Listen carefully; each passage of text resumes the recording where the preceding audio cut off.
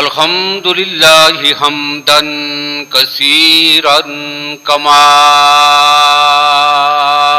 أمر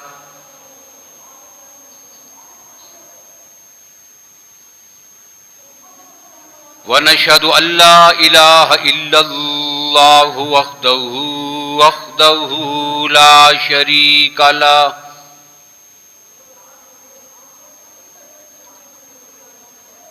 لا شريك له في الخلق والأمر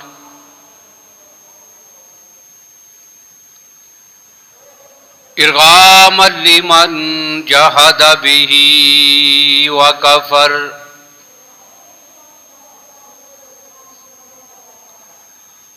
ونشهد أن سيدنا وسندنا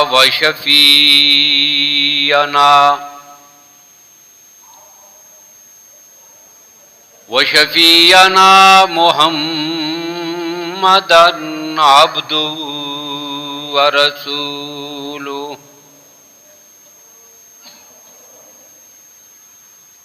أما بعد فأعوذ بالله من الشيطان الرجيم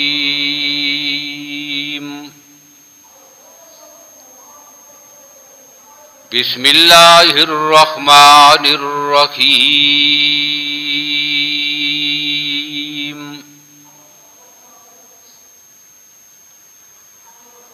يا أيها الذين آمنوا اتقوا الله ولتنظر نفس ما قدمت لغد واتقوا الله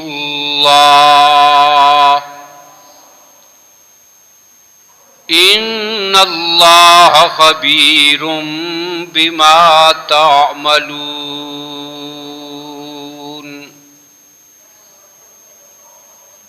وقال النبي صلى الله عليه وسلم طوبى لمن حاسب نفسه قبل أن يحاسب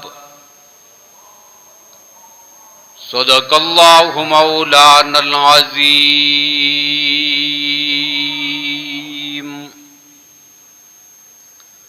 وصدق رسوله النبي الأمي الكريم ونحن على ذلك لمن الشاهدين والشاكرين والحمد لله رب العالمين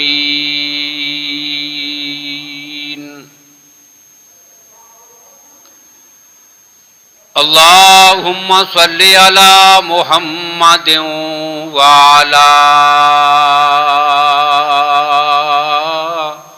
آل محمد بعدد من قعد وقام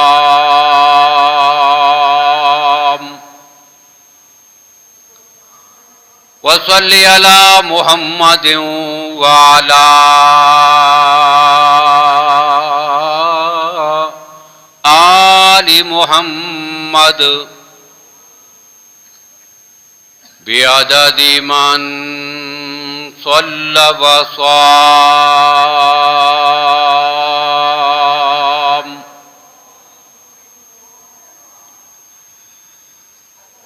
قابل صد احترام بزرگوں، بھائیوں، عزیز دوستو، ماہ رجب المرجب کی 12 تاریخ ہے اور عیسوی یا شمسی سال کے حوالے سے جنوری کی آج 2 تاریخ ہے۔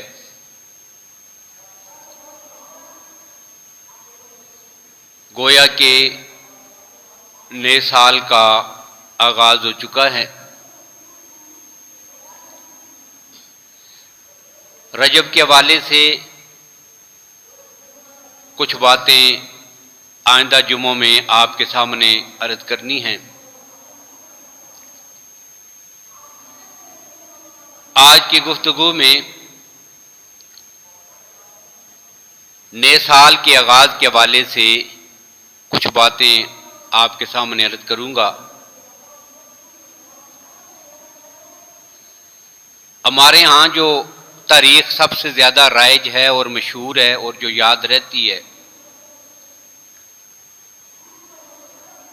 تمام اداروں میں سرکاری سطح پر، نیم سرکاری اداروں میں، اپنی ذاتی تحریروں میں، معاہدات میں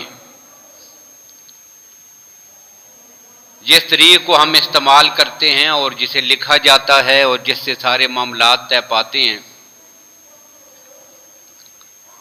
وہ یہی انگریزی تاریخ ہے۔ اسی حوالے سے آج کی گفتگو میں اسی سن اور تاریخ اور اس کے حوالے سے ہمارا کردار اور عمل، اس پر کچھ باتیں ذکر کرنی ہیں۔ اور مسلمانوں کی جو اصل تاریخ ہے، جس کو اسلامی تاریخ کہتے ہیں، جو اس امت کے لیے اور رہتی انسانیت کے لیے تحفہ ہے سیدنا فاروق اعظم رضی اللہ تعالی عنہ کا، کہ آپ نے اپنے دور خلافت میں اس سن کو رائج فرمایا تھا۔ مشورہ ہوا تھا کہ مسلمانوں کی اسلامی تاریخ کا آغاز کون سے مہینے اور کس واقعے سے کیا جائے۔ دو چیزیں زیر بحث تھیں کہ آغاز میں جو مہینوں کی ترتیب ہے تو پہلا مہینہ کون سا ہو، اور دوسرا یہ کہ یہ جو سن جاری ہوگی قمری اور چاند والی تاریخ، اس کا آغاز آقا کائنات صلی اللہ علیہ وسلم کی نسبت سے کس واقعے سے ہو۔ آپ کی ولادت باسعادت سے ہو، آپ کی ہجرت سے ہو، مختلف غزوات اور جہاد کی نسبت سے ہو، یا اس سن کا آغاز آقا کائنات کی وفات مبارکہ اور آپ کی وصال مبارک سے ہو۔ اب پہلی بات تو یہ طے ہوئی کہ اہل عرب میں مہینوں کی جو ترتیب ہے وہ محرم سے شروع ہوتی ہے، اسی کو برقرار رکھا جائے۔ لہذا ہمارے سال کا پہلا مہینہ محرم اسی ترتیب پہ باقی رکھا گیا۔ اور جہاں تک بات تھی کس واقعے سے ابتدا کی جائے، تو اس کے لیے فیصلہ یہ ہوا کہ نبی اکرم صلی اللہ علیہ وسلم اور آپ کے جان نثاروں نے اسلام کی سربلندی کے لیے اپنا سب کچھ قربان کر کے اپنا وطن چھوڑ کر مکہ سے مدینہ کو ہجرت فرمائی تھی۔ اب اسی کو یادگار بنانے کے لیے اور رہتی دنیا کو یہ سبق دینے کے لیے کہ جب اسلام مطالبہ کرے تو پھر سب کچھ اسلام کی خاطر اللہ کی راہ میں قربان کیا جا سکتا ہے، اس سبق کو یاد رکھنے کے لیے آغاز ہوا آقا کائنات صلی اللہ علیہ وسلم کی ہجرت سے۔ تو سن کو کہتے ہیں سن ہجری۔ اب یہ اصل میں مہینے، یہ دن، یہ گھنٹے، یہ منٹ، یہ سال، ان کی حقیقت کیا ہے؟ تو مولانا ابوالکلام آزاد نے غبار خاطر میں ایک بات لکھی ہے جو ان کے خطوط کا مجموعہ ہے۔ اس میں انہوں نے یہ لکھا کہ یہ اصل میں پوری جو کائنات کا نظام ہے، سال گزر گیا ہے، مہینہ ہو گیا ہے، یہ صدی چلی گئی ہے، یہ آج ہے، یہ کل ہے، یہ پرسوں ہے، یہ ہفتے ہیں، یہ دن ہیں، یہ کیا ہیں؟ تو انہوں نے کہا کہ اصل میں پوری کائنات کا جو مدت ہے اور زمانہ ہے وہ صرف 3 ہی دن ہیں۔ گزرے ہوئے جتنے سال ہوں، جتنی صدیاں ہوں، جتنے مہینے ہوں، ان سب کا جب ذکر آئے گا تو اس کو کل کہتے ہیں۔ ایک دن ہے کل، گزشتہ کل، اور ایک زمانہ وہ ہے کہ جو آئندہ قیامت تک کے لیے آئے گا، چاہے صدیاں گزر جائیں۔ جب اس کی تعبیر کریں گے تو اسے آنے والا کل کہیں گے۔ اس کو عربی میں غد کہتے ہیں اور پہلے والے کو امس کہتے ہیں۔ اب انہوں نے یہ بات لکھی کہ یہ دونوں انسان کے کسی بس میں نہیں ہیں۔ کل کیا ہوگا، میں کیا کروں گا، میں ہوں گا کہ نہیں ہوں گا، یہ بھی کسی کو پتا نہیں۔ اور جو پہلے گزر چکا ہے اس پر بھی اب کسی کا کوئی بس نہیں، نہ اسے لٹا سکتا ہے، نہ چلتے ہوئے وقت کو کوئی روک سکتا ہے۔ اب انسان کے پاس کیا ہے؟ وہ صرف آج اور ابھی ہے، ابھی۔ تو بس یہ ایک دن،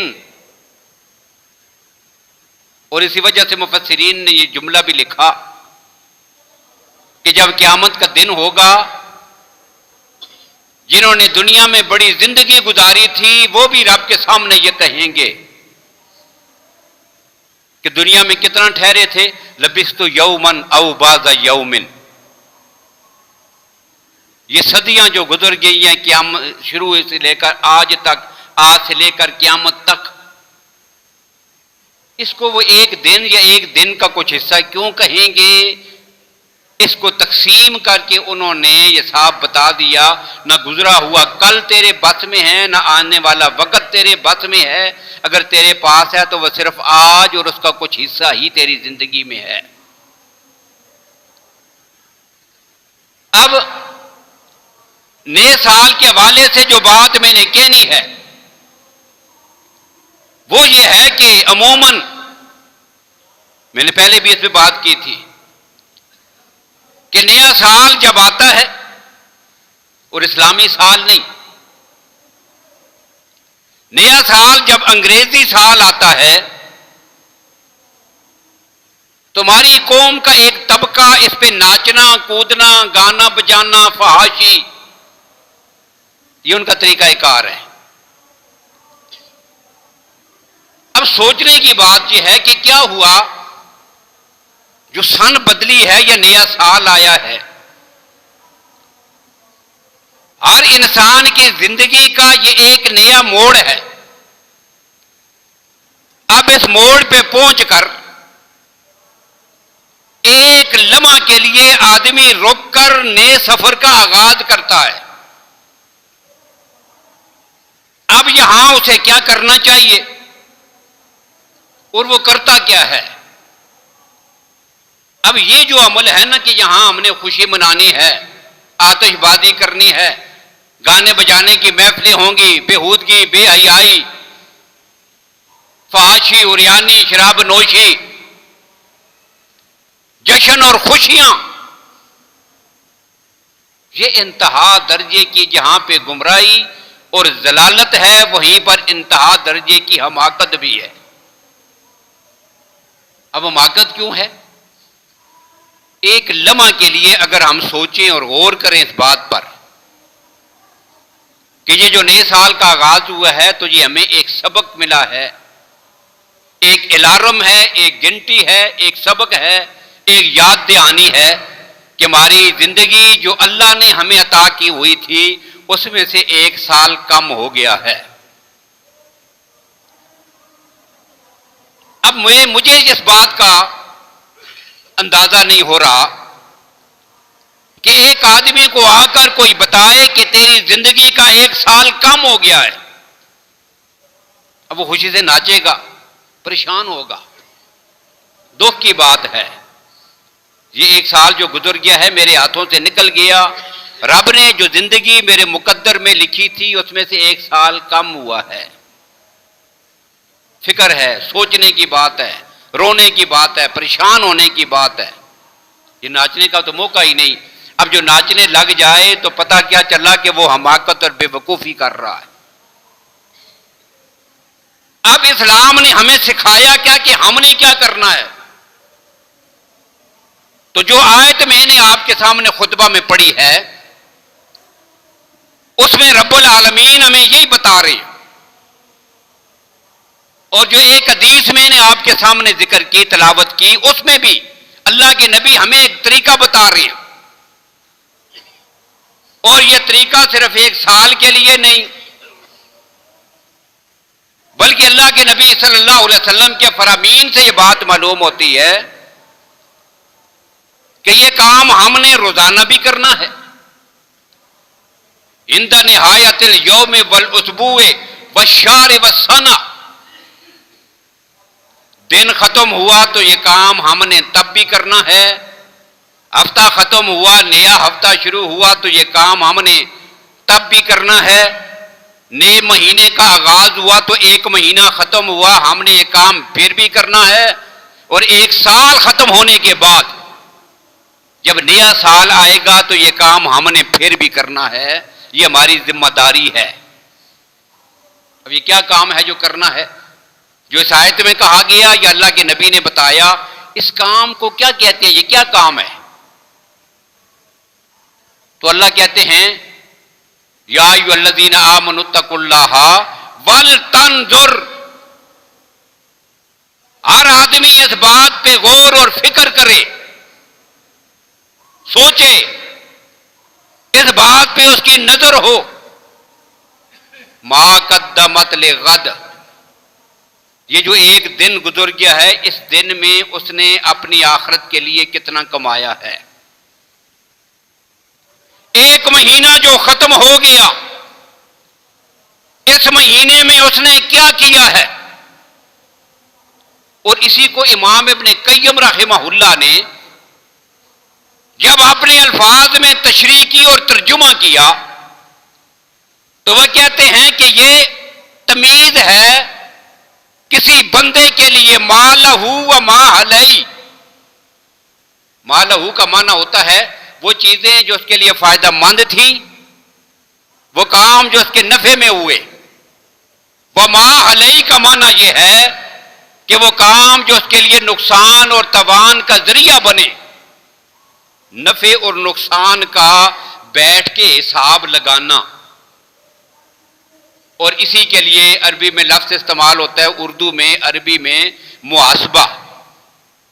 محاسبہ، اپنا محاسبہ کرنا ہے۔ اسلام ہمیں کیا سکھاتا ہے؟ جب بھی ایسا موقع آئے، نیا سال شروع ہو گیا ہے، نیا مہینہ شروع ہو گیا ہے، اور حضرت حسن بصری رحمہ اللہ تو یہ فرماتے ہیں کہ نئے سال کا انتظار نہیں کیجئے، روزانہ کا حساب کریں۔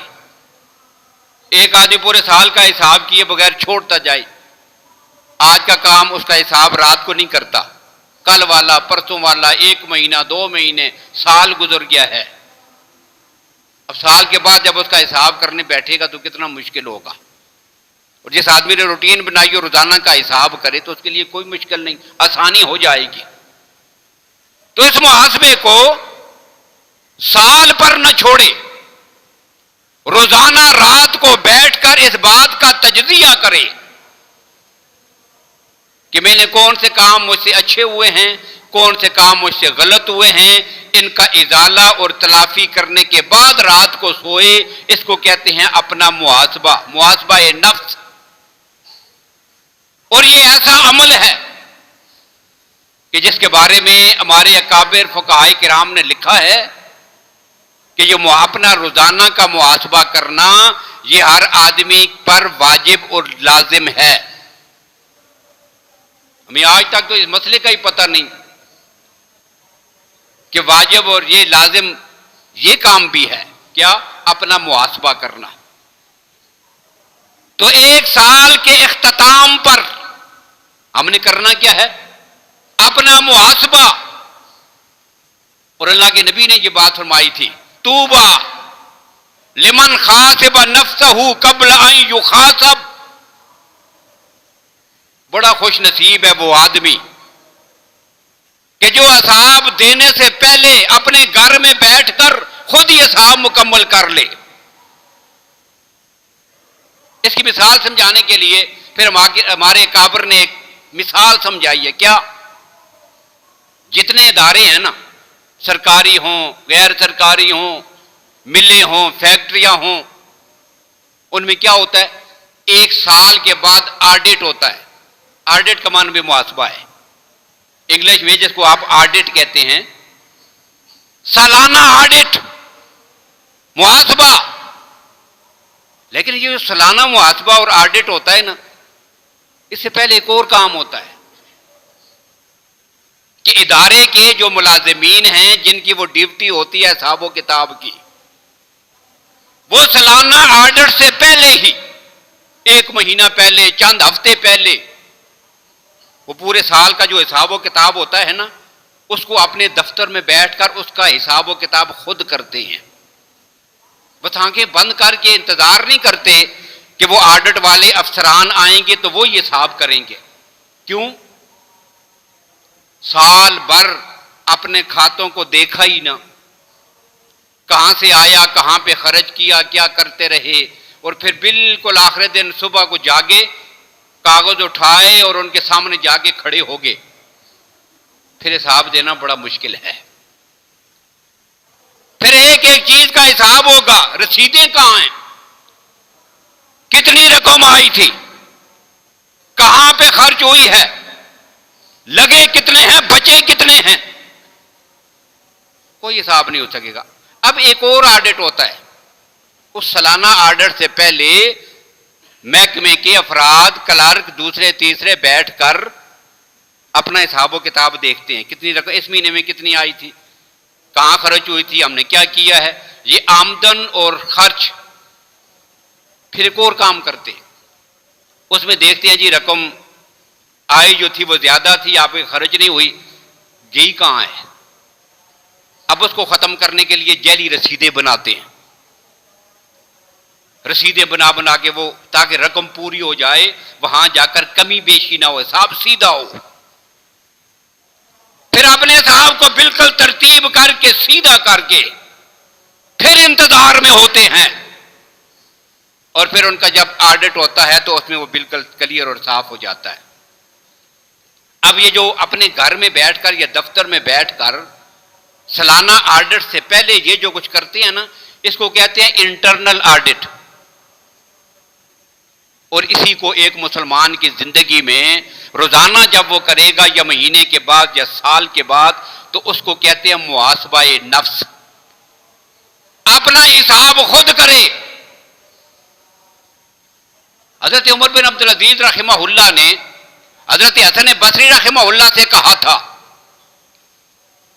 حضرت عمر بن عبدالعزیز رحمۃ اللہ تعالی علیہ بنی امیہ میں سے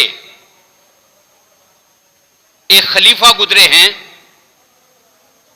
عدل و انصاف میں ان کی اپنی ایک مثال تھی، جن کے دور کو خلافت راشدہ کا دور کہا جاتا ہے۔ حضرت حسن بصری سے کہتے ہیں مجھے کچھ وصیت فرمائیے، تو انہوں نے ایک جملہ، بہت ساری اور جملے بھی تھے، ان میں سے ایک جملہ یہ تھا، من خاصبہ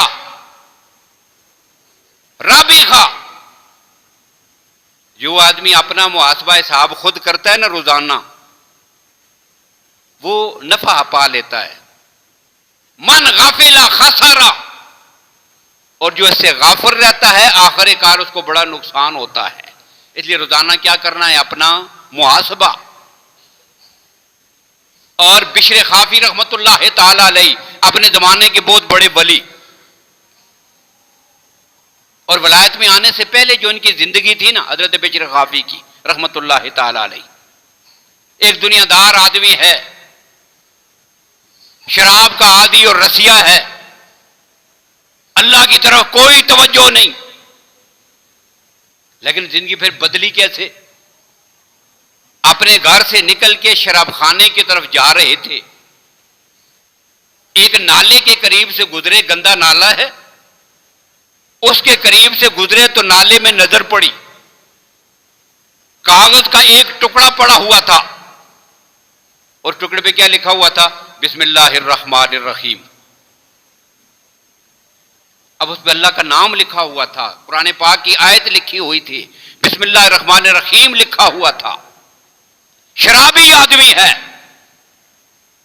لیکن جب نظر پڑ گئی اللہ کے نام پر، فوراً دل میں خیال آیا، اللہ نے ان کی زندگی کا رخ بدلنا تھا، فوراً اسے اٹھایا کہ یہ اللہ کا نام ہے، اس کی بے ادبی ہو رہی ہے، نالے میں پڑا ہوا ہے، اسے اٹھایا، واپس آئے، گھر لے کے آئے، اسے پانی سے دھویا، دھونے کے بعد اسے خوشبو لگائی، اس کاغذ کو صاف ستھرا کر کے معطر کیا، بلند جگہ پہ گھر میں رکھ دیا، پھر نکلے شراب پینے کے لیے۔ عادی جو تھے شراب پی کے آگے رات کو سو گئے، جب سوئے ہیں ایک آدمی ان کو آواز دیتا ہے، یا بشر قد طیبت اسمی فانا اطیب اسمک، تو نے میرے نام کی اتنی عظمت کی ہے، اسے اتنا پاک اور صاف بنا دیا ہے، اب میں قیامت تک تیرے نام کو بھی پوری دنیا میں چمکا کے چھوڑوں گا۔ بس اٹھے تو دل کی دنیا ہی بدلی ہوئی تھی۔ یہ بشر خافی ہے، حضرت بشر خافی۔ اب یہ بشر خافی سے ایک آدمی نے پوچھا کوئی نصیحت کیجئے مجھے۔ اب انہوں نے ایک جملہ کہا، پہلی بات یہ کہی کہ انظر بِأَيِّ بَدَنٍ تَقِفُ یوم القیامہ، یہ پہلی بات تھی۔ اپنے جسم پہ نظر کر، اسی کو محاسبہ کہتے ہیں۔ بھائی غور اور فکر کر، اس جسم کو لے کے تو اپنے رب کے سامنے قیامت کے دن کھڑا ہوگا، یہ فکر کرنی ہے جی۔ ان ہاتھوں کے ساتھ یہ والی آنکھیں لے کر، یہ والے کان لے کر، یہ والا جسم لے کر، اس گندے جسم کے ساتھ میں اپنے رب کے سامنے کھڑا ہوں گا؟ جن ہاتھوں سے چوریاں کی ہیں، جن ہاتھوں سے غریبوں کا مال لوٹا ہے، جن ہاتھوں سے کمزوروں پہ ظلم کیا ہے، جن پاؤں سے چل کر برائی کی طرف گیا ہوں، جن آنکھوں نے کائنات میں خیانت کی ہے، جن کانوں سے میں نے غیبت سنی بھی ہے، گانا بجانا سنا ہے، جس زبان سے میں نے جھوٹ بولا ہے، جس زبان سے میں نے کسی کی غیبت کی ہے، جس زبان سے میں نے دوسرے کو اذیت دی ہے، اس پورے وجود کو لے کر رات کو بیٹھ کے آدمی سوچا کرے، اس وجود کو میں اپنے لے کر اپنے رب کے سامنے کیسے جاؤں گا؟ اور یہ تو وہ منظر ہوگا کہ کہاں پہ میرا یہ نجس وجود اور کہاں پہ انبیاء علیہم الصلوۃ والسلام کا مقدس وجود۔ وہ معصوم عن الخطا ہیں، وہ اپنے مقدس جسم کو لے کر معصوم ہونے کے باوجود بھی میدان محشر میں اپنے رب کے سامنے کھڑا ہونے سے ڈرتے اور کانپتے ہیں۔ وہاں پہ میں کیسے اپنے رب کے سامنے کھڑا ہوں گا؟ بس اس بات کو سوچ لیا کر، تیری دنیا اور آخرت دونوں سنور جائیں گے۔ اسی کو کیا کہتے ہیں؟ محاسبہ۔ یہ پہلا جملہ تھا۔ یہ کیا تھا؟ یہ پہلا جملہ۔ اور دوسری بات کیا کہی؟ اگلی بات کہی کہ پھر یہ بھی دیکھ۔ پہلے تو یہ کہا کہ اپنے حال کو دیکھ، اپنے جسم کو دیکھ، اپنے حال پہ نظر کر، اور دوسرا جملہ یہ تھا کہ رب کی شان اور اس کے جلال پہ نظر کر۔ کون سی وہ ذات ہے؟ من تقف بین یدی وہو یحاسبک، کس کے سامنے کھڑا ہونا ہے جس کے سامنے کھڑا ہونے کی سکت آدم صفی اللہ میں بھی نہیں، جس کے سامنے کھڑا ہونے سے کانپتے اور ڈرتے ابراہیم خلیل اللہ بھی ہیں، جس کے سامنے کھڑے ہو کر بات کرنے کی جرت اللہ کا کلیم بھی نہیں کرتا، اس رب کے سامنے تو نے بھی جا کے کھڑا ہونا ہے۔ اتنی عظمت والا رب اور تو اتنے وجود، کس وجود کے ساتھ جاؤ گے؟ اس لیے پہلے سے اپنے آپ کو ٹھیک کر کے اپنی شکل ایسی بنا کے رب کے سامنے کھڑا ہونے کے قابل تو ہو۔ اب جو کیا کہتے ہیں اپنا محاسبہ، یہ کیا ہے؟ محاسبہ۔ اور پھر کہا کہ واہ ہوا جو خاصبوں کا، تیرا اللہ تیرا حساب لے گا۔ اس سے پہلے اپنے حساب کو اپنے لیے تیار کر، اپنا محاسبہ کر۔ اور پھر ساتھ یہ بھی کہا کہ یاد رکھ انت مسئول لا محالتن، ہر حال میں تجھ سے پوچھا جائے گا اور تجھ سے حساب لیا جائے گا۔ اب رب کے سامنے کھڑے ہو کے حساب دینا یہ کوئی آسان کام ہے؟ اللہ کے نبی فرمایا کرتے تھے اللہم خاسبنی حسابا یسیرا۔ نبی اکرم صلی اللہ علیہ وسلم کی دعا مبارک کیا تھی؟ اللہم خاسبنی حسابا یسیرا، میرے اللہ میں کمزور ہوں، مجھ میں ہمت نہیں، میں اس قابل نہیں۔ یہ کون کہہ رہا ہے؟ اللہ کے نبی۔ میں قیامت کے دن کیسے حساب دوں گا؟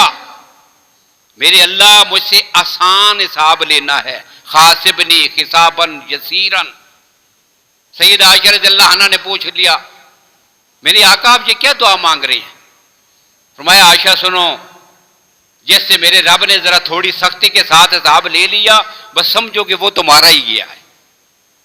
وہاں حساب دینا کوئی آسان کام ہے؟ تو حضرت بشر خافی اس آدمی سے کہتے ہیں کہ بس اس بات کا خیال رکھ، روزانہ رات کو بیٹھ کے اپنا محاسبہ کیا کر۔ اور پھر اگلے میں گفتگو ذکر کروں گا کہ یہ محاسبہ کر کے پھر بات کو چھوڑ نہیں دینا، اس کا ازالہ بھی کرنا ہے۔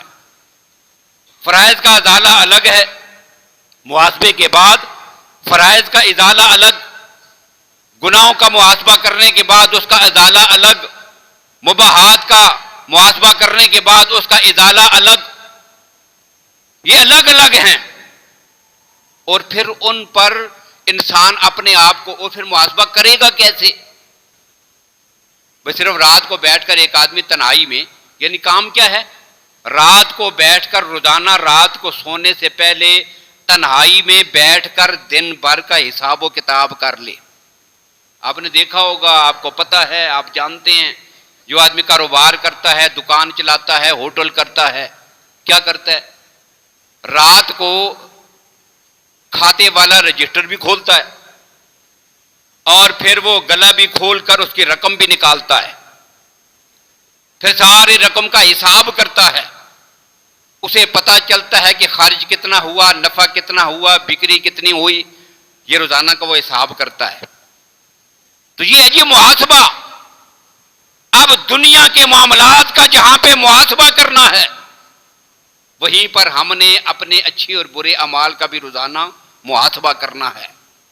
اور پھر ہمارے فقہائے کرام نے وہ لکھا ہے کہ محاسبہ کیسے کرنا ہے۔ صرف یہ نہیں کہ سارے حالات پہ ایک نظر ڈالی اور اٹھ کے چلا گیا، نہیں، اتنی سختی کے ساتھ کشریک الخوان یہ الفاظ استعمال ہوئے ہیں کہ جس طرح آپ کا ایک پارٹنر ہے، دکان میں آپ کے ساتھ شریک ہے، کاروبار میں آپ کے ساتھ دوسرا آدمی شریک ہے، اور آپ کو اس بات کا پتہ ہے کہ یہ آدمی پرلے درجے کا خیانت کار ہے، خائن ہے، خیانت کرتا ہے، پھر آپ اسے کیسے حساب لیں گے؟ بس صرف پوچھ کر کیا کتنا خرچہ ہوا، کیا خرچ ہوا، کتنی آمدن ہوئی، چھوڑ دیں گے؟ نہیں، ایک ایک پائی کا حساب لیں گے، سختی کے ساتھ پوچھیں گے۔ اس لیے اپنے نفس سے روزانہ بیٹھ کر سختی کے ساتھ حساب کرے، کیا کام کیے، کتنے اچھے کیے، کتنے برے کیے، اور سال بھر میں آخر میں جا کر دیکھے اس سال میں کتنے اچھے کام کیے، کتنے غلط کام کیے، میری زندگی میں کتنی تبدیلی آئی ہے۔ اب آخری بات ذکر کر کے بات ختم کر رہا ہوں، باقی گفتگو انشاءاللہ آئندہ۔ اب اس کے بعد محاسبہ جب کر لیا، اس کا ازالہ بھی شریعت نے بتایا ہے، پھر اٹھ کے ویسے ہی نہیں چلے جاتے، بلکہ محاسبے کا ازالہ کیا ہے؟ اپنے اوپر خود کوئی سزا لاگو کر دے گا تاکہ آئندہ وہ غلط کام اس سے سرزد نہ ہو۔ اب اس کی ایک مثال حضرت عمر رضی اللہ تعالیٰ عنہ کے بہت سارے واقعات ہیں، حضرت ابن عمر رضی اللہ عنہ کے ہیں، حضرت طلحہ رضی اللہ تعالیٰ عنہ کا عمل ہے، دیگر صحابہ کرام کے، تابعین کے، بزرگوں کے واقعات۔ حضرت ابن عمر رضی اللہ تعالیٰ عنہ ایک دفعہ ان کی جمعات کی نماز رہ گئی، اب رات کو محاسبہ کیا، آج کون کون سے اچھے کام کیے ہیں، کون سی غلطیاں سرزد ہوئی ہیں، سونے سے پہلے بیٹھ کے محاسبہ کیا، حساب کر رہے ہیں۔ اس میں یہ بات سامنے آئی کہ آج جو عصر کی نماز تھی نا، اس کی جماعت مجھ سے رہ گئی ہے۔ اب اس کا محاسبہ کیا کیا؟ یہ عہد کر لیا کہ آج بھی اور آج کے بعد زندگی بھر جب بھی مجھ سے یہ کام ہوگا کہ جماعت بھی رہ گئی نا، پھر اس ساری رات کھڑے ہو کر میں نے نفل پڑھتے رہنا ہے۔ یہ اس کا کیا محاسبہ، یہ اس کا تدارک ہوا ہے، یہ اس کا علاج ہوا ہے۔ اور اکابرین میں سے ایک جو بزرگ ہیں ابن حوران رحمت اللہ تعالی علیہ، ان کے بارے میں بڑی عجیب ایک بات لکھی ہے، بس یہ آخری بات ذکر کر رہا ہوں۔ اپنے کام میں مصروف ہیں، اندر کمرے سے ان کی والدہ نے بلایا، بیٹا ادھر آؤ۔ اب پڑھنے میں یا کسی لکھنے میں مصروف تھے تو آگے سے جواب دیتے ہیں، اماں جی بس آ رہا ہوں۔ اب یہ کچھ کیا ہے، یہ کام تھا، ایک عمل۔ والدہ آواز دے رہی ہے اور بیٹا جواب دے رہا ہے، بات ختم ہو گئی۔ رات کو جب بیٹھ کے اس کا محاسبہ کیا، دن میں غلطیاں کتنی کی ہیں، اچھائیاں کتنی کی ہیں، سال میں برائیاں کتنی ہیں، اچھائیاں کتنی ہیں، مہینے میں اچھائیاں کتنی ہیں، برائیاں کتنی ہیں، ما لہ و ما علیہ، سب کا حساب ہے۔ اب دن کا جب حساب کیا تو خود ہی اس بات کو محسوس کیا، الا صوتہ الا صوتہا، یہ سمجھ آئی کہ ماں نے جو بلایا تھا نا بیٹا ادھر آؤ، تو ماں کی آواز ہلکی تھی، اور بیٹے نے جو جواب دیا تو ماں کی آواز سے اونچی آواز میں کہا کہ یہ بڑی غلطی ہو گئی ہے، یہ کیا ہو گیا، غلط ہو گیا ہے۔ اور شریعت نے ہمیں یہی سکھایا ہے، اپنے استاد سے، اپنے والد سے، اپنی والدہ سے، بڑوں سے ان کی آواز بلند نہ ہو۔ اور مفسرین نے لکھا جو قرآن میں ہے، لا ترفعوا اصواتکم فوق صوت النبی، اب اللہ کے نبی سے دنیا سے تشریف لے گئے ہیں، لیکن والدین اور اساتذہ کے لیے اب بھی یہی حکم ہے کہ اولاد کو اور شاگردوں کو کوئی حق نہیں پہنچتا کہ اپنے بڑوں کے سامنے اونچی آواز سے باتیں کریں، ان سے آواز ہمیشہ پست ہی ہو۔ والدین کے سامنے اپنی آواز کو پست کریں تو محسوس یہ ہوا کہ میری آواز جو ہے میری ماں کی آواز سے کیا تھی، بلند، میں نے جو جواب دیا ہے۔ اب اس کے ازالے کے لیے پھر تدارک کیا کیا؟ ازالہ یہ کیا کہ اپنے 2 غلام اللہ کے راستے میں آزاد کر دیے۔ تو یہ ہے جی اپنا محاسبہ۔ تو شریعت ہمیں یہ سکھاتی ہے کہ نئے سال کے آغاز پر ناچنا کودنا یہ نہیں ہے، بس اس موڑ پہ ہم آگے کھڑے ہوئے ہیں، نئی ایک منزل کی طرف نیا سفر شروع ہوا۔ اب پچھلا جو سال گزر گیا اس کا ہم نے کیا کرنا ہے، محاسبہ، آڈٹ کرنا ہے، حساب و کتاب، انٹرنل آڈٹ کرنا ہے، اس سے پہلے کہ رب کے سامنے جا کر شرمندہ اور رسوا ہوں، یہاں ہی اپنے سارے کھاتے کو کلیئر کر کے۔ اور یاد رکھیے گا، دنیا میں جب کھاتے میں گڑبڑ ہو نا، جعلی رسیدیں لگاتے ہیں۔ میرا رب اتنا رحیم و کریم ہے کہ وہ جہاں پر علیم بذات صدور ہے، وہاں کوئی جیل سازی چل سکتی ہے؟ دفتروں میں، اداروں میں، ملوں میں، فیکٹریوں میں جعلی رسیدیں لگا کر کھاتے کلیئر ہو جاتے ہیں، وہاں سب کچھ چل سکتا ہے، رب کی عدالت میں کچھ بھی نہیں چل سکتا، اس لیے کہ اللہ حلیم بذات صدور ہیں۔ لیکن جہاں میرا رب علیم بذات صدور ہے، وہیں پر میرا رب غفور الرحیم بھی ہے۔ اس نے بتایا کہ میرے بندے اب تجھے کسی جیل سازی کی ضرورت نہیں، تیرے پاس وقت ہے، بس صرف ہاتھ اٹھا کر میرے سامنے کہہ دے یا اللہ مجھ سے غلطی ہو گئی ہے، پچھلے کھاتے میں جتنی گڑبڑ ہے نا وہ ساری میں تجھ کو معاف کر دوں گا۔ تو یہ ہے جی محاسبہ۔ اللہ تعالیٰ ہم سب کو عمل کرنے کی توفیق نصیب فرمائے۔ باقی گفتگو انشاءاللہ آئندہ